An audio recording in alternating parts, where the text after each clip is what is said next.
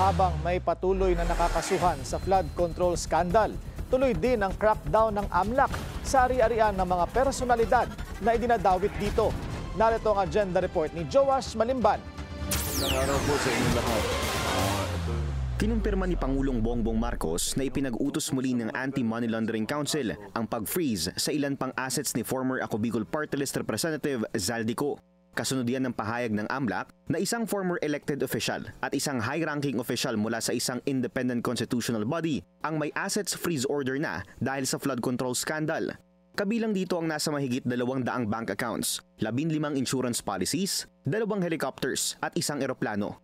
Ang air assets na ito aabot na agad sa approximately 3.9 billion pesos.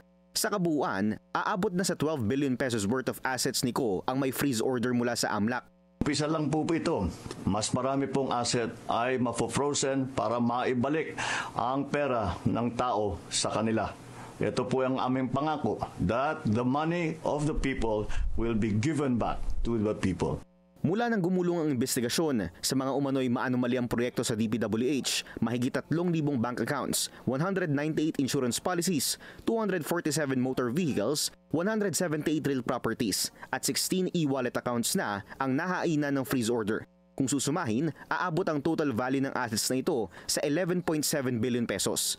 Ayon kay AMLAC Executive Director Matthew David, layo ng freeze orders na padaliin ang investigasyon ng ahensya patungkol sa iba pang possible money laundering schemes na konektado sa flood control projects. Inaasahan din daw na mas tataas pa ang bilang ng assets na mahahainan pa ng freeze orders. Para sa agenda, Joash Malimban, Billionaire News Channel.